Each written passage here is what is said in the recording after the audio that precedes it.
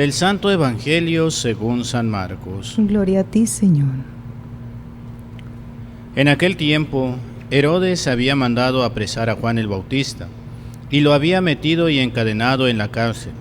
Herodes se había casado con Herodías, esposa de su hermano Filipo, y Juan le decía: no te está permitido tener por mujer a la esposa de tu hermano. Por eso Herodes lo mandó encarcelar.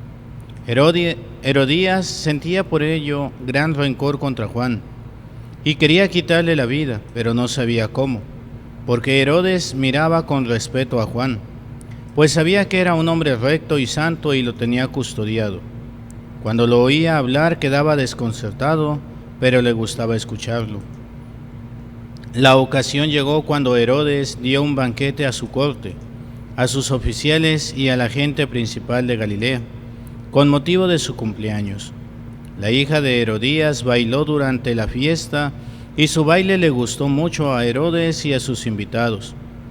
El rey le dijo entonces a la joven: pídeme lo que quieras y yo te lo daré.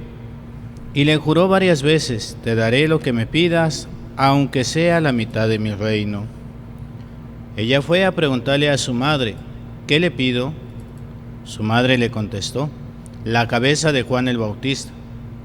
Volvió ella inmediatamente junto al rey y le dijo: quiero que me des ahora mismo en una charola de la cabeza de Juan el Bautista. El rey se puso muy triste, pero debido a su juramento y a los convidados, no quiso desairar a la joven, y enseguida mandó a un verdugo que trajera la cabeza de Juan. El verdugo fue, lo decapitó en la cárcel, trajo la cabeza en una charola, se la entregó a la joven y ella la entregó a su madre. Al enterarse de esto, los discípulos de Juan fueron a recoger el cadáver y lo sepultaron. Palabra del Señor. Gloria a ti, Señor Jesús. Nos sentamos un momento. Hoy es un día en el que celebramos dar la vida por el Señor. Ahí me toca acompañar al grupo de matrimonios de la parroquia donde estoy sirviendo, grupo del movimiento de MCA, Matrimonios Católicos en Acción, y me toca, como parte del seguimiento, estar con ellos cada 15 días, que se reúne el grupo base. Una semana se reúne el grupo base y la siguiente el grupo en general. Y dentro del grupo base pues vamos viendo un acompañamiento espiritual también para ir entendiendo más nuestra iglesia y de alguna manera también para ver el sacramento del matrimonio y cómo el Señor va llamando a los matrimonios a esta santidad en el paso a paso, en el día a día. Estamos estudiando el catecismo de la Iglesia Católica, aunque ellos tienen el compendio, pero les digo que siempre es mejor el catecismo como tal. Había una pregunta que me hacían: ¿por qué en los templos siempre tiene que estar el Cristo? Dice, ¿por qué no Cristo resucitado? ¿Por qué no el Sagrado Corazón de Jesús? ¿Por qué no la imagen de la misericordia? ¿Por qué no otra figura de Jesús? ¿Por qué tiene que ser el Cristo? Y ya en otro momento me había preguntado una persona: ¿por qué los católicos somos muy masoquistas? Digo, caray. Digo, ¿cómo que masoquistas? Sí, dice, a los católicos nos gusta estar sufriendo, porque nos gusta estar viendo al Cristo. Dice, ¿por qué no ponen al resucitado? Esa imagen de Jesús triunfante, ese Jesús glorioso, ese Jesús que ha logrado vencer incluso a la muerte. ¿Por qué a los católicos nos gusta tener al Cristo sufriente, al Cristo en ese madero donde murió, todo golpeado, ese Cristo que está sufriendo, que está con los dolores de la pasión. Y yo les decía, no es masoquismo, le decía a esta primera persona y les decía a los matrimonios. ¿Por qué? Porque no es en la figura de la resurrección el triunfo de Cristo. No es en la misericordia el triunfo de Cristo. El Sagrado Corazón es una imagen bonita, es el corazón del Señor, pero no es ahí el triunfo de Cristo. ¿Dónde es el triunfo de Cristo? Es en la cruz. Ahí es el triunfo de Él. El haber aprendido a ser obediente al Padre hasta la muerte, y una muerte de cruz, dice San Pablo. Es en el madero donde da la vida por cada uno de nosotros, donde nos abre las puertas del cielo. Es ahí donde se da la salvación, porque es ahí donde se entrega todo a Dios. Y también todos tenemos que llegar a esa plenitud de entrega. Juan hoy nos pone ese ejemplo. Juan nunca se cayó, nunca cambió su discurso, nunca modificó lo que él creía, lo que él tenía que decir.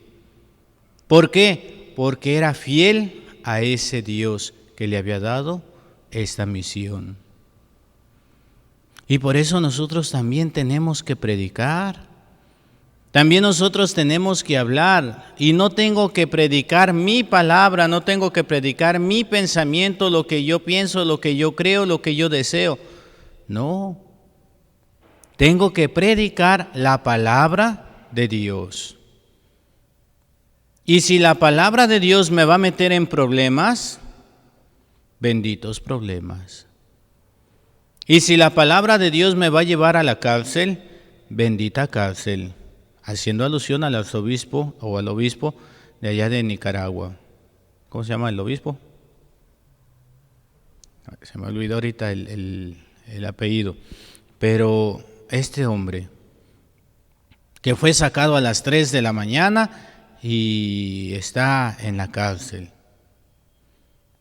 Sí, hoy vemos este caso, pero ¿cuántos años no estuvo? Hubo un obispo que también estuvo muchos años en la cárcel en China. Ha habido otros sacerdotes, otros laicos que han estado encarcelados por predicar la verdad. No por predicar lo que yo quiero, lo que yo pienso, no, por predicar la verdad. Y a veces la persecución va a ser fuera y a veces la persecución va a ser dentro también. ¿Por qué? Ahí tenemos al Padre Pío, por ejemplo. Al Padre Pío de Pietrelcina, ¿cuánto tiempo estuvo encerrado? ¿Cuánto tiempo estuvo sin poder predicar? Más de un año. Pero esa obediencia a Dios. No puedo predicar con la palabra, pero puedo predicar con el ejemplo. Padre, si quiere le vamos a hacer una manifestación al obispo y le vamos a poner pancartas y mire, no. Porque la voluntad de Dios es esta. Y voy a predicar con la obediencia. Y ahí están los resultados del Padre Pío de Pietrelcina. Y así podemos ver tantos hombres y mujeres. Sacerdotes, obispos, religiosos, religiosas, laicos, casados, solteros, adultos, jóvenes, que dieron la vida por el Señor, que supieron ser valientes.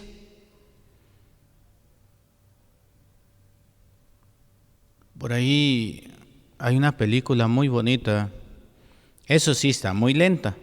Si quieren acción y eso, pues ahí no lo van a encontrar.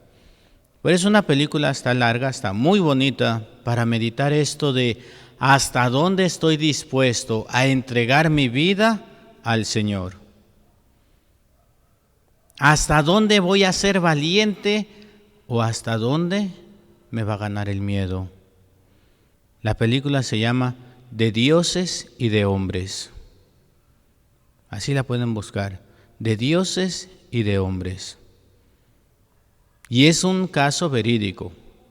Claro, siempre que va a haber películas, siempre, aunque sean producciones católicas, siempre tiene su parte de hollywoodesco.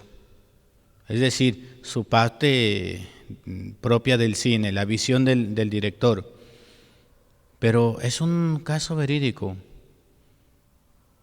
Unos monjes trapenses en la abadía del Atlas.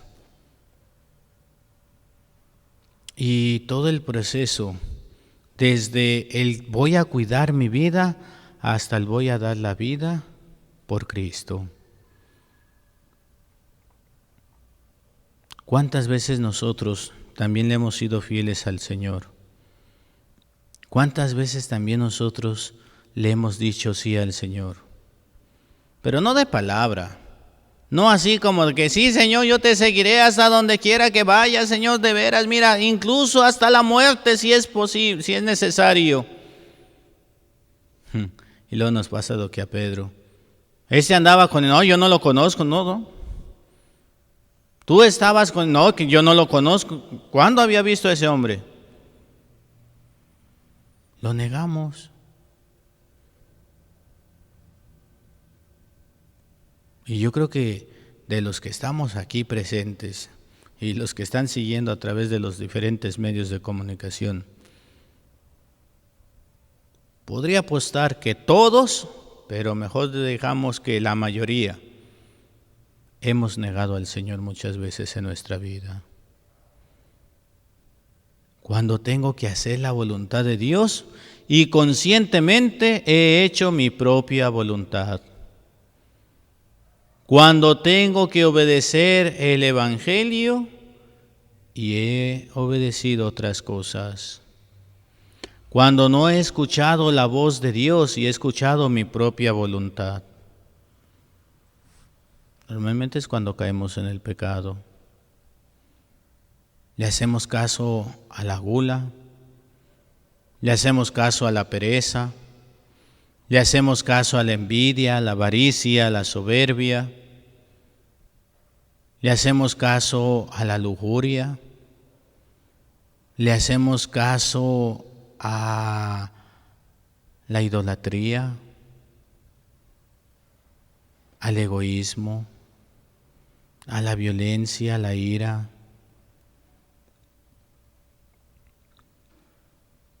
Y podemos ver cómo a través de los siglos, a través de las Sagradas Escrituras, cuando yo me alejo de Dios, cuando yo aparto mi vista de Dios,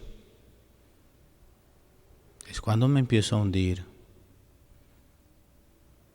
Como en ese pasaje cuando va Jesús caminando sobre el agua y no tengan miedo, muchachos, soy yo. Y dice Pedro, ¿verdad? Señor, si eres tú, mándame ir a ti caminando sobre el agua. Ven. Y Pedro se avienta y empieza a caminar sobre el agua. Y va muy bien. Va perfectamente bien. Pero ¿dónde está su mirada? En Jesús. Y de repente voltea por la fuerza del viento y se empieza a hundir. Señor, sálvame. Pedro, ¿por qué dudaste? ¿Dónde estaba tu confianza? Hoy en día, decía el Padre Jesús, el párroco ahí donde estoy, el Padre Jesús Díaz, ahora que fue lo de la quema de los camiones y de los carros aquí en Tijuana, pues él estaba de vacaciones, estaba allí en Puebla, había visitado a su mamá que está muy enfermita, pedimos también por la salud de ella. Me habló desde ese mismo día, a través de mensajitos más bien, Padre, ¿cómo está todo en Tijuana? Bien, Padre. No me mientas, Padre, ¿cómo está? Digo, bien. El comunicado que sacó el obispo, se suspenden las misas por la tarde. Padre, hay que suspender las misas. Yo le decía, Padre, pues está bien. No, Padre. La obediencia, hay que ser obedientes. Y ahora que venía, cuando llegó, me dice, Padre, ¿cómo sigue la violencia? ¿Cómo sigue la inseguridad? ¿Cómo está la gente? Digo, Padre, aquí no pasó nada. Sí, hubo áreas donde hubo un poquito más de miedo, hubo negocios que no abrieron esos días. Le digo, Padre, pero todo lo demás fue normal. La vida de los tijuanenses, sí, algunos se escamaron. Ay, es que pusieron ahí que toque de queda y que no salieras en la noche. Ay, ¿a poco creen que van a trabajar así estas personas? Ellos no lo suben al internet, no lo ponen así bonito. ¿No? Qué curioso que tenía hasta palabras con respeto. No es la manera de trabajar del crimen. Y lo sabemos bien. Decía el padre, pero es que allá donde yo estaba se contó, se vio, los medios de comunicación lo hicieron ver como que en Baja California, sobre todo en Tijuana, estaba la violencia, todo, una inseguridad, una situación fea. Dice, yo por eso estaba preocupado. Le digo, no, padre, aquí no pasó nada. Claro. Por ahí dice un dicho, piensa mal y acertarás, ¿verdad?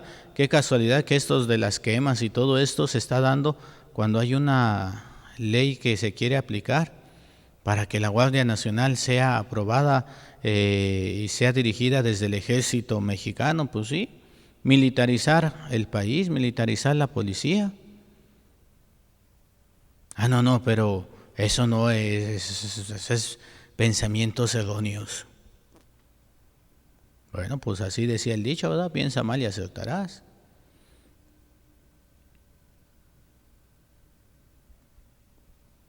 Nos van metiendo en una situación de miedo, en una situación de violencia, en una situación de inseguridad.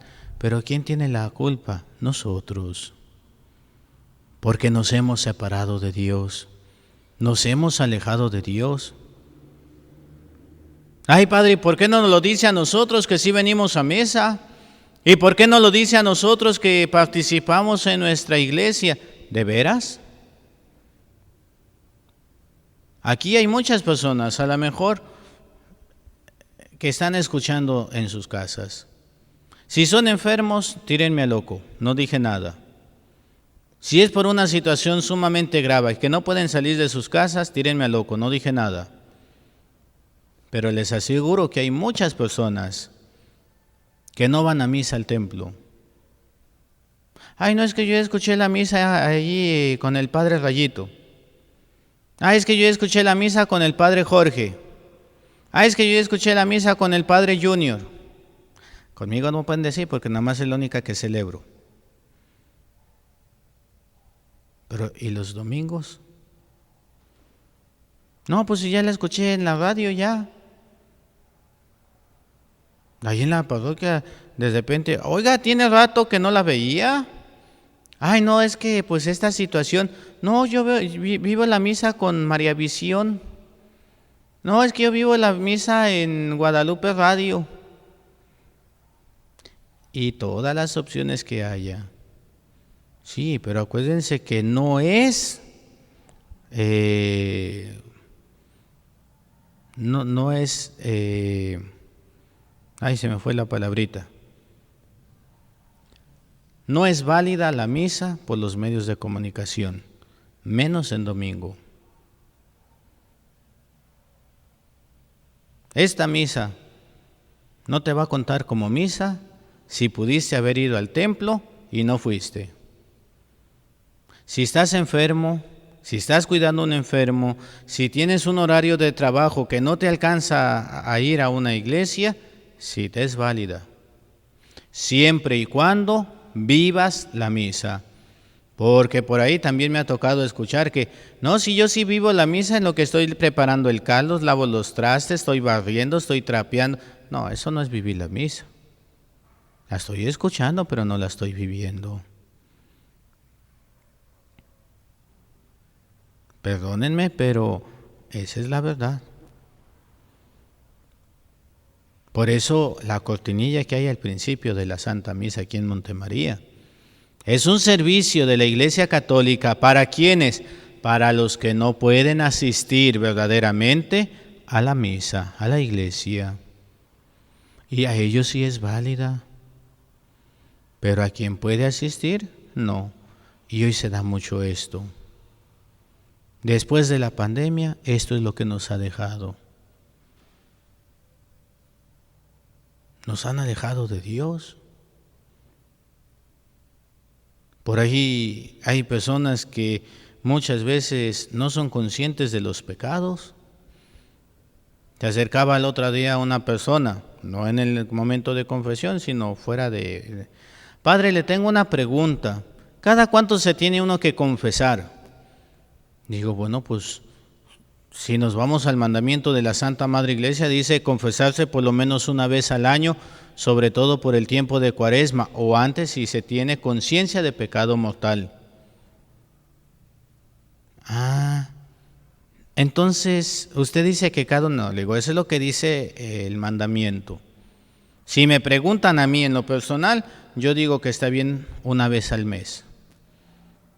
Porque al mes ya se juntó bastantita carga. Digo, pero cuando se tiene la conciencia de pecado mortal, es el tiempo ideal para ir a confesarte. Ay, Padre, pero ¿y si no tienes pecado mortal? Pues no necesitas. Es que yo ya llevo son como unos 5 o 6 años que no me confieso, pero no tengo pecados, Padre. Pues no se confiese. ¿De veras, Padre? Entonces pues no. Al contrario, hasta le hice así la broma. Déjeme persino porque estoy con un santo. 6 años y no ha cometido pecado, le digo, yo me tengo que confesar antes del mes porque meto la pata muy rápido. Ya platicando un poquito ahí, esto y lo otro, no tenemos conciencia del pecado. ¿Por qué? Porque ni siquiera vamos a misa. No nos preparamos en nuestra fe, no conocemos nuestra fe, lo que decía el otro día. Agarra la Biblia, agarra el catecismo de la Iglesia Católica para que conozcas tu fe. A veces piensan que la iglesia es que esto y todo. No. Es que la iglesia prohíbe todo. No, no prohíbe todo. Pero si no conocemos, ¿cómo vamos a estar haciendo la voluntad de Dios? Y si no estamos haciendo la voluntad de Dios, entonces ¿cómo queremos estar haciendo las cosas bien? Estas cosas de aquí, ¿verdad? De la palabra de hoy. ¿Por qué Juan el Bautista le tiraba mucho a Herodes? Porque estaba casado con la hermana de su hermano, o sea, con su cuñada. No te es lícito, es algo malo. Y no solamente en la fe cristiana, en varias culturas. ¿Qué hago? En vez de reconocer mi error y corregirme, callo la boca que me está diciendo mi pecado. Pues sí, pero es como muchas veces la gente. Es que me duele la cabeza, tómate una aspirina. Me está doliendo la cabeza, tómate una naproxeno. Ya se me quitó el dolor de cabeza. Qué bien, ¿ya ves? Ya, ese era el problema. No, estás quitando un síntoma. Pero ¿por qué te duele la cabeza? A lo mejor tienes la presión muy alta, a lo mejor tienes problemas de la vista, a lo mejor tienes problemas del azúcar, a lo mejor tienes tantas cosas que puede ser un síntoma el dolor de cabeza. ¿Cómo puedo descartar? Ve al doctor. Pero es que me va a hacer un montón de preguntas Pues es para descartar todo lo malo. Pero a veces así nosotros también queremos, nomás tapar ahí el hoyito y ya estuvo. Pues sí, pero pues al rato se nos va a caer el puente. Digo, no, como pasó en el Simón Bolívar, ¿verdad? No, nada que ver. pero un hoyito y te quedas sin puente. O en la Ciudad de México el metro, ¿verdad? No, hombre, que es seguro que hasta se cayó. Pero no queremos ver ahí, pero si ya estaba el hoyito. Ay, ¿quién veía el bendito hoyito? Pues todos, menos los que lo tenían que ver.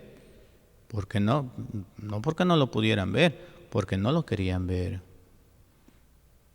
Fíjense, a pesar de todo, Herodes no se atrevía a tocar a Juan.